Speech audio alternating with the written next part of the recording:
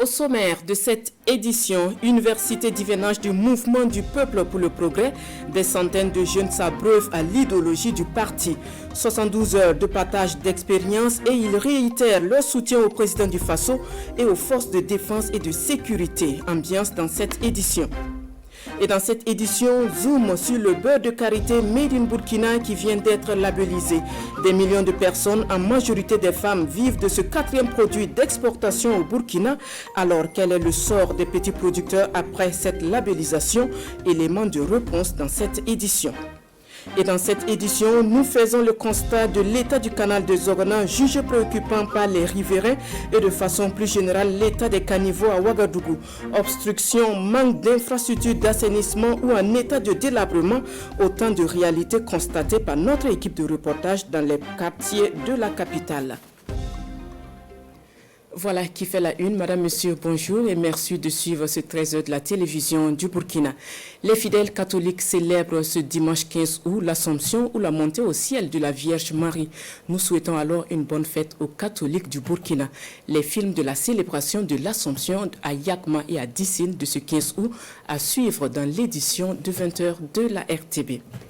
Dans la suite de cette édition, nous parlons politique. Des centaines de jeunes scolaires et universitaires participent cette année aux universités d'hivernage du Mouvement du Peuple pour le Progrès MPP. Et ce sont 72 heures de partage d'expérience sur l'idéologie du parti. L'activité qui est à sa deuxième édition se tient à Zignaré dans le plateau central. Ambiance avec Roger Kam et Sekou Zongo.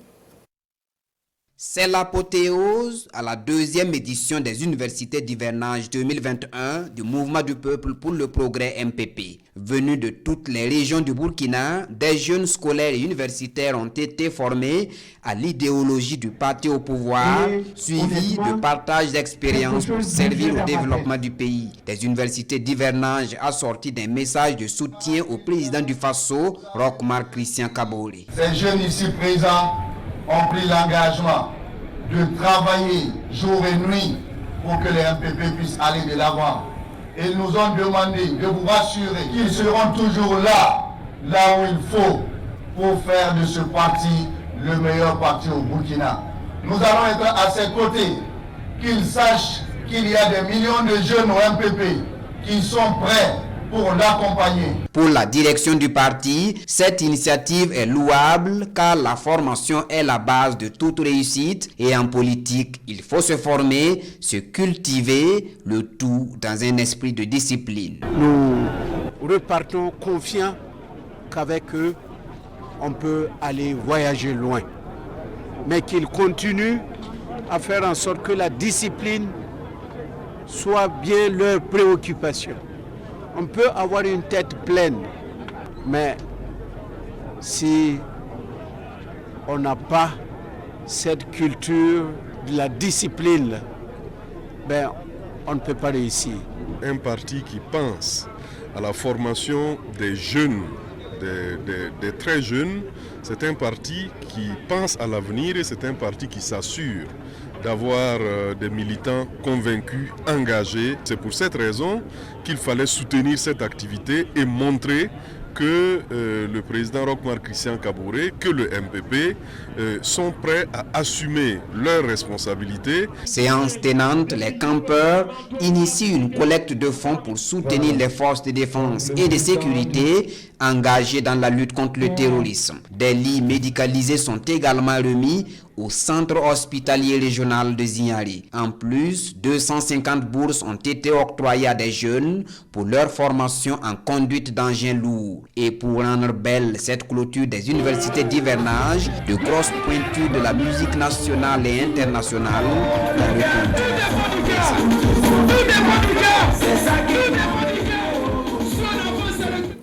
À Bobo-Dioulasso, une rencontre entre les acteurs du développement local a permis d'harmoniser leurs actions sur le terrain. Une première session ordinaire du cadre de concertation communale qui met un point d'honneur sur le développement à la base. Maneka Yen et Karim Sissé. C'est la toute première session ordinaire du cadre de concertation communale de Bobo-Dioulasso. Une tribune privilégiée d'échange sur les questions liées aux actions de développement de la commune. À cette première rencontre, ils sont une soixantaine d'acteurs de développement local à s'y retrouver. Ensemble, ils vont échanger afin d'accorder les violons sur les actions de développement à mener dans la commune de Bobo-Dioulasso. L'importance du cadre de concertation, c'est qu'ensemble on se retrouve pour échanger. Si on arrive sur un secteur, s'il se trouve qu'il y a d'autres acteurs qui ont prévu dans leur plan de travail, dans leur plan de développement, des actions dans ce domaine, par exemple du sport comme ça, qu'on puisse savoir qu'est-ce que l'État veut faire à travers la direction régionale, qu'on puisse savoir qu'est-ce que les associations ont prévu dans le domaine du sport et qu'est-ce que la commune a prévu. Et ça nous permet, le cadre de concertation, de pouvoir harmoniser notre action sur le terrain.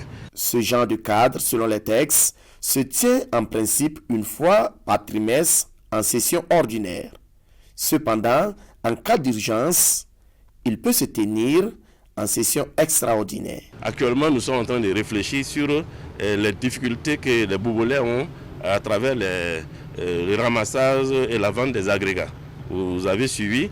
En principe, pour une telle situation, c'est le cadre de concertation qui devrait se pencher là-dessus, soit en session ordinaire ou en session extraordinaire, pour pouvoir décider. Le président du cadre de concertation communale de Bobo-Dioulasso fonde beaucoup d'espoir sur les propositions qui seront faites au cours de cette rencontre. Une rencontre prévue pour se tenir en une journée. Nous en venons à ce dossier sur la labellisation du beurre de karité, quatrième produit d'exportation au Burkina. Des millions de personnes y gagnent leur vie. Le beurre de karité made in Burkina vient ainsi d'être labellisé. Sa production est désormais soumise à des normes de qualité et de quantité. Alors, quelles sont les implications de cette labellisation et quel est le sort qui est réservé aux petits producteurs? Des questions auxquelles Maïmouna Traoré et Urbain Benito Somé apportent des réponses dans ce reportage suivant. Le beurre de karité, l'or vert des femmes. Au Burkina Faso, sa production occupe des millions de personnes, majoritairement la gente féminine. Individuellement ou organisée en groupes structurés, le karité est pour elle la principale source de revenus. Nous sommes ici à Léo, au sein de la Fédération Nounouna, l'une des plus réputées du pays dans la production et la commercialisation du beurre de karité. J'étais veuve depuis 2003. Je dis c'est la veuve là. Le karité là, c'est le mari de la femme veuve. Et puis c'est le père des orphelins. Après les vacances, on commence la production. Les jeunes filles viennent nous aider pour produire, pour avoir leur argent, pour aller payer leur scolarité. Selon les statistiques, le Burkina Faso exporte plus de 15 000 tonnes de beurre de karité chaque année. Mais seulement 45% des exportateurs parviennent à maintenir leurs relations commerciales à l'international.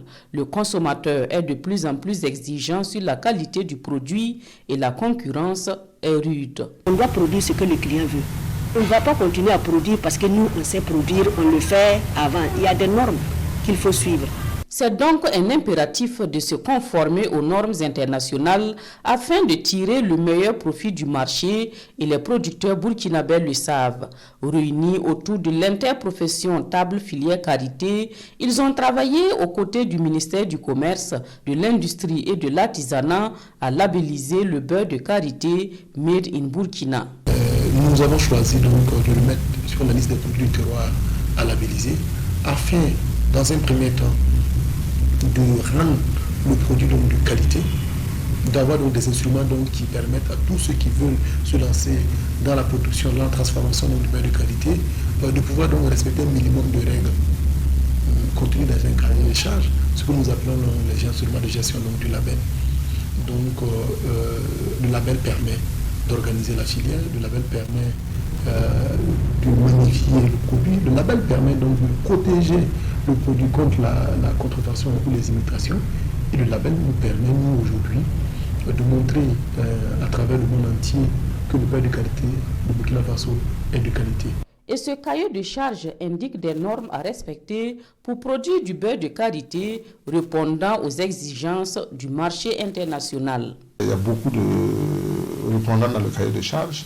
Vous avez les conditions d'hygiène, les conditions d'analyse phytosanitaire, biologique, et vous avez encore l'encadrement technique qu'il faut. Il faut disposer par exemple d'infrastructures, de bâtiments, de magasins de stockage, aussi bien des amandes que du beurre de qualité en tant que produit fini qui correspondent aux normes. Et désormais, donc, pour pouvoir produire ce type de beurre, il faudrait également des équipements comme des concasseurs, des barattes et autres qui soient également en inox.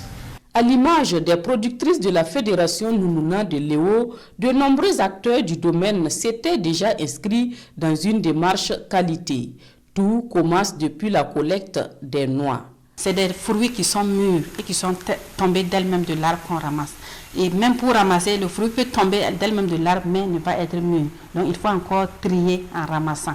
Et c'est les fruits qui sont bien mûrs, là, bien rougis, là seulement qu'elle ramasse. Donc on ne secoue pas l'arbre, on ne ramasse pas ce qui est non mûr tombé. Donc tout ce qui est perforé, il y a des amandes qui peuvent déjà être attaquées sur l'arbre avant même qu'elles ne tombent. Donc tout ça, on ne les ramasse pas. C'est la règle ici, il faut l'hygiène de la productrice, donc son corps, sa tenue, la tête et tout doit être voilé et avant de commencer la production à l'usine. Et quand elle commence, vous voyez que tout est propre, le nettoyage aussi se fait chaque soir. Cette rigueur a valu à la Fédération des reconnaissances à l'international. C'est donc conforté dans sa position que la structure a accueilli la nouvelle de l'aboutissement du processus de labellisation du beurre Made in Burkina. Déjà même le label, quand on nous a dit que le beurre a été labellisé, nous avons déjà, les femmes disaient qu'on allait peut-être avoir 2 ou 3 clients qui vont s'ajouter. Parce qu'avec le beurre équitable, nous avons eu 3 clients. Il y a d'autres même qui sont là et on n'arrive pas à les satisfaire parce que souvent le qualité ne donne pas bien. Donc avec ce label, nous pensons que, bon, maintenant c'est nous-mêmes qui allons choisir nos clients. Une opportunité donc, mais cela ne semble pas être le cas pour tous les producteurs, notamment les plus petits, qui s'interrogent encore sur leur capacité à se conformer à certaines exigences du cahier des charges. On demande par exemple, il faut que tu aies quand même un siège approprié. Même si tu es en location, il faut avoir par exemple un contrat de bail et tout. Bon, il y a des exigences et les coopératives ne sont pas encore prêtes pour ça. C'est là l'handicap. Bon, peut-être elles se regroupent sous les manguiers ou bien sous les caritiers pour pouvoir travailler. Les clients demandent une traçabilité. Bon, comment tu peux faire une traçabilité si toi-même tu n'as pas où faire le beurre de qualité? Les premiers responsables de la table filière qualité rassurent, personne ne sera laissé sur le bas-côté de la route. Cette production peut être encadrée, elle peut être formée. Ce n'est pas parce que c'est des baratres manuels, j'allais dire, humaines qu'il ne faut pas voir cela comme étant possible d'évoluer. Il faut un minimum de technologie d'abord. C'est ce que la plupart des femmes nous avons. Le cadre intégré renforcé, qui est un projet du ministère du Commerce aujourd'hui, tend à vulgariser ce matériel de production-là. En 2019-2020, nous avons accompagné les acteurs de la filière avec 20 chaînes complètes de transformation de beurre de qualité. Ça a changé fondamentalement donc la capacité de production et la qualité. Nous repartons cette année avec 10 chaînes complètes à donner donc à des différents réseaux de production de beurre de qualité. Et à côté de cela, nous accompagnons des entreprises qui vont jusqu'à des produits finis. Cet accompagnement, c'est aussi la prise de mesures pour la préservation et la pérennité de l'arbre à karité. Nos parcs sont aménagés dans les CAF de l'État, alors qu'il y a des agriculteurs qui commencent déjà à emblaver des superficies à l'intérieur. Or, vous savez que le beurre de karité biologique doit être exempté de toutes sortes de produits chimiques. Et du coup, il y a des contaminations. Ça fait qu'aujourd'hui, il y a beaucoup de questions qui se posent aux alentours de ça. Et les clients aussi se posent beaucoup de questions si effectivement les organisations pourront leur livrer du beurre de karité biologique. Et donc, c'est aujourd'hui un véritable souci pour les organisations, les acteurs de la filière karité. Donc, pour nous, c'est de voir, c'est que l'État doit s'impliquer pour voir comment ils arrivent avec cette labellisation à mieux organiser la ressource. Selon le président de la table filière karité, des activités de formation et de sensibilisation seront menées sur le terrain au profit de tous les acteurs. Une initiative pour leur permettre de s'approprier le label et toutes ses implications afin de produire le beurre de qualité répondant aux normes internationales. La production du beurre de karité qui contribue énormément à l'autonomisation des femmes. Mais c'est dans les domaines de l'artisanat, de l'embouche bovine et la fabrication du savon que l'association Jeunesse pour le développement du Sahel a opté pour soutenir les femmes de la commune de Dori et de Bani. Ce soutien se fera à travers le projet Autonomisation multisectorielle des femmes et des filles déplacées internes dans la province du Sénat. On en sait plus avec Bourema Kane et Lazare Sano. Elles seront au total 110 femmes et filles déplacées internes et 40 autres vulnérables de la province du Sénat à être formées dans les activités génératrices de revenus. L'initiative est du projet d'autonomisation multisectorielle des femmes et filles. Le projet vise à améliorer les conditions de vie des personnes déplacées internes, notamment les femmes et les filles qui sont vraiment dans des besoins et qui représentent les populations les plus nombreuses au niveau des personnes déplacées internes. Pour la mise en œuvre du projet, nous avons prévu 4 formations sur les activités génératrices de revenus, à savoir la saponification, l'agriculture hors sol, le perlage et aussi l'embouche bovine et ovine. Il y a suffisamment de besoins dans ce sens vraiment de pouvoir accompagner ces personnes déplacées-là. Et donc je crois que le projet est vraiment la bienvenue.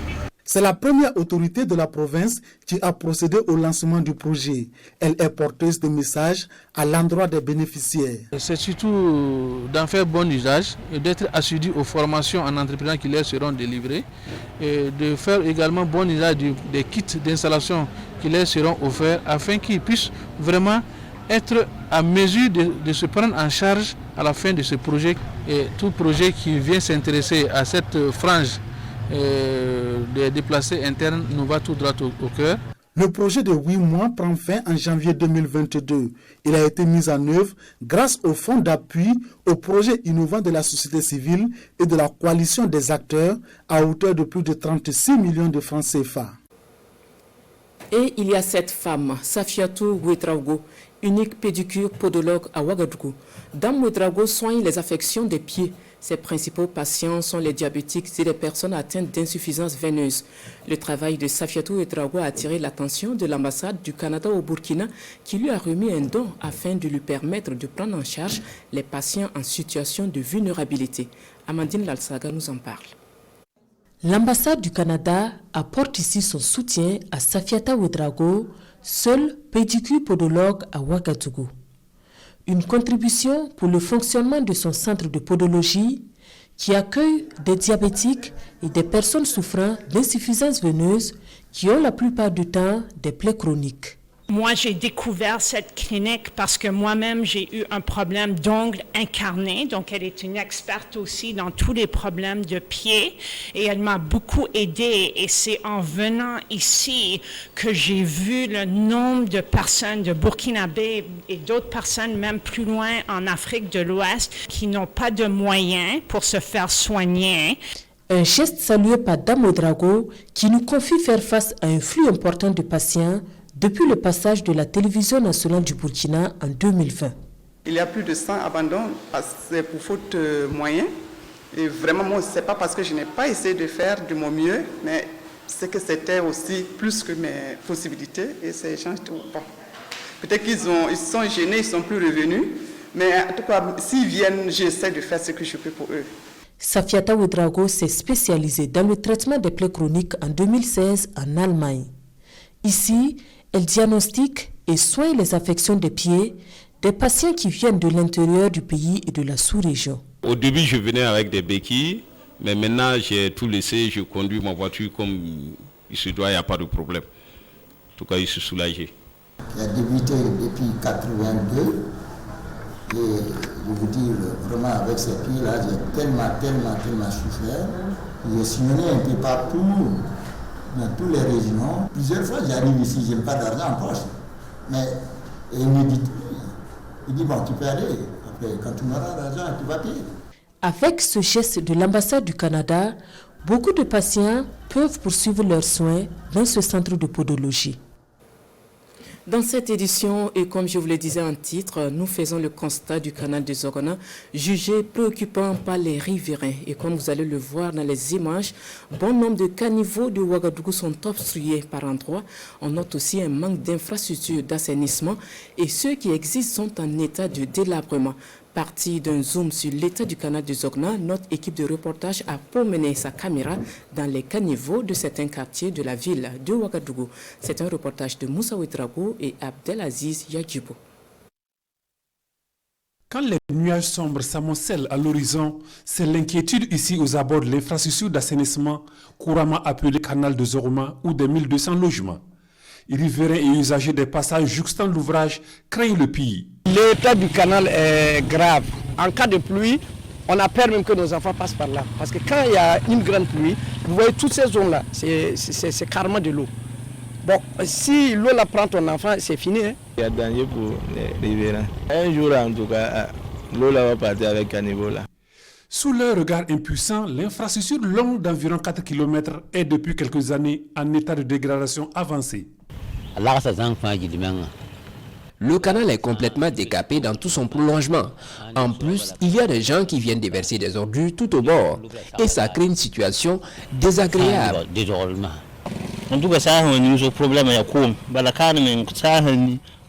Quand il pleut beaucoup, l'eau quitte le lit du canal pour nous envahir. C'est l'eau de ruissellement qui descend en force du côté de l'aéroport. Pour sauver nos commerces, nous sommes souvent obligés de cotiser pour réparer un peu la route. La furie des eaux de ruissellement déversées par chaque pluie diluvienne ne cesse de ronger l'ouvrage. Par endroits, les dalles tapissant le fond sont détachées de leur point de fixation. Et les trous béants s'agrandissent davantage après chaque pluie. Cette grosse fissure visible à plusieurs endroits pourrait donner l'impression qu'un séisme s'est produit par là. Mais ça n'a pas commencé les bords d'abord, ça a commencé les milieux. Regardez les milieux, les dalles qui sont au milieu là. Ça a commencé à soulever les dalles. Et ils n'ont rien fait. Et maintenant, c'est les abords. En somme, l'état de dégradation de cet ouvrage réalisé à coût de plusieurs milliards dans les années 2000 suscite l'indignation et interpelle plus d'un. Ils vont laisser tout ça là, ça va se dégrader après. Ils vont encore prendre notre argent, encore des milliards pour y faire, c'est vilain. Alors que quand ça a débuté, j'espère qu'il y a des responsables même des communes qui ont passé ici. Il y a des grands types qui passent ici. Et tous, ils ont vu. Ils sont témoins du problème. Mais s'ils laissent ça se dégrader maintenant complètement, ils vont revenir le médecin après la mort, ça ne sert pas. D'une manière générale, le drainage des eaux pluviales reste un énorme défi dans certains arrondissements de la capitale Ouagadougou. Alors que dans certains quartiers, des voix s'élèvent pour déplorer le manque d'ouvrages d'assainissement, dans d'autres par contre, c'est l'entretien de l'existant qui pose un sérieux problème. Nous sommes aux abords d'un caniveau qui longe une voie bitumée du quartier d'Apoya.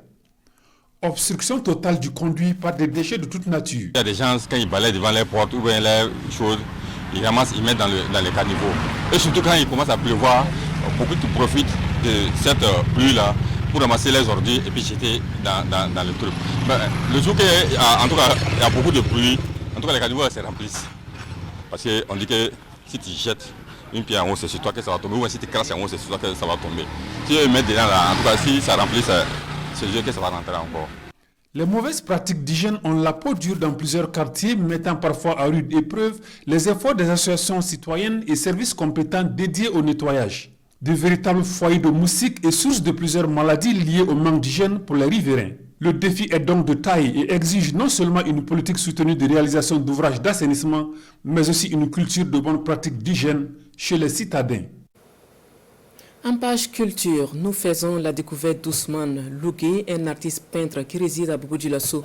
Ousmane est passionné du troisième art. Son style, le néo-expressionnisme. Il compte avec ses œuvres apporter sa contribution à la lutte contre l'incivisme et le terrorisme. Son portrait est dressé par Kassou Milogo et Karim Sissé.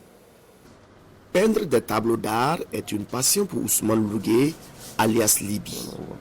Une passion dont le virus lui a été transmis depuis son enfance. Je suis né dans une famille d'artistes, le papa est artiste, donc depuis tout petit je baigne dedans, puisque j'avais déjà le petit matériel à ma disposition, notamment la peinture et puis les crayons de couleur et tout, et j'étais déjà suivi. dès le jeune âge. Au fil du temps, cette passion pour le troisième art s'est bonifiée et a fini par devenir un métier pour l'artiste. J'ai fait plusieurs expositions, je pense depuis 2011.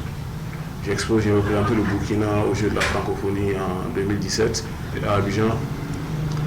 J'ai également représenté le Burkina au Mali pour Ségoula. Voilà, et d'autres expositions à l'international, notamment en France. Le style de Libye, c'est le néo-expressionnisme. Il s'inspire de son vécu quotidien et de son entourage. L'actualité est exprimée à travers ses œuvres. Une manière pour lui d'apporter sa pierre à l'édification de la nation. Là, par exemple, vous allez voir plusieurs personnages avec des formes assez particulières. Là, vous voyez, c'est un individu qui est là avec ses lunettes, un cigare, mais il n'a qu'un seul pied. Nos routes sont minées par les terroristes et tout. Mais j'ai voulu faire savoir que tous ces mots, toutes ces mines, toutes ces attaques ne pourront jamais enlever notre joie de vivre. Comme la plupart des autres peintres, Ousmane Lougué est un autodidacte dans ce métier. Une situation qui, selon lui, constitue un véritable handicap pour l'essor de l'art au Burkina Faso. Son rêve est de créer un centre de formation d'art. Mon plus grand souhait, c'est de créer une école d'art, j'allais dire, un centre de formation pour amener la jeune génération à plus s'impliquer dans le domaine de l'art. Ousmane Lougué pense qu'il faut donner à l'art toutes ses lettres de noblesse. Pour lui, si le Burkina arrive à ce stade, nous pourrions vivre dans un monde où les actes de violence n'auront plus droit de citer. Zoom à présent sur le nouvel album du groupe Magic System. Le nouveau-né s'appelle Envolée Zouglitique, un album de 12 titres sorti en juin dernier. Le groupe s'ouvre à d'autres musiques urbaines dans cet album à travers des featuring, dont un avec l'artiste burkinabé Marty. Suivant ce reportage de Bienvenue Tansa.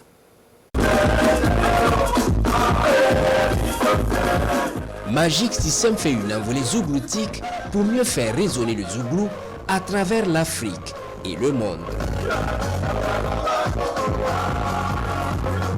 C'est l'ambition qu'affiche le groupe avec la sortie de son nouvel album, Envolée zougloutique.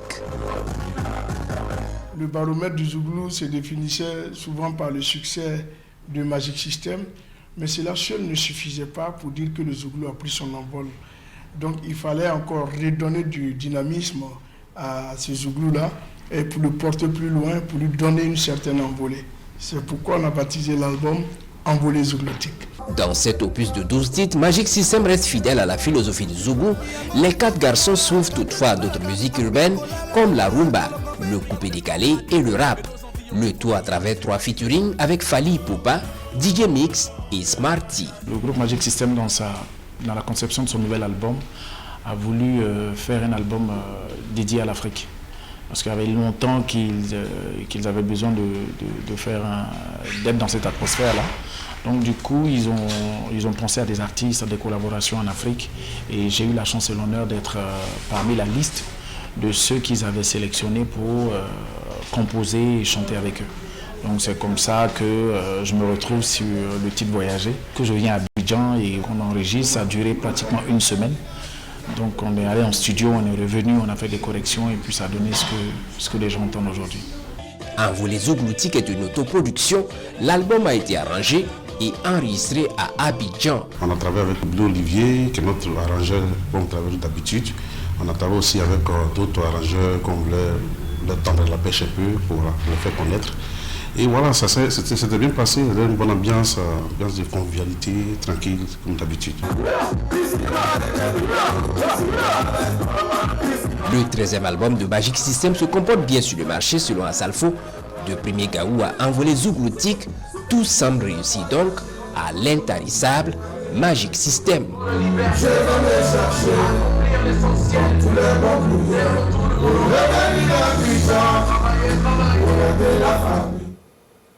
Hors de nos frontières, un puissant séisme a frappé Haïti ce samedi. Un tremblement de terre de magnitude 7,2 suivi peu après d'une tempête tropicale. Le bilan provisoire fait état de 227 morts selon la protection civile.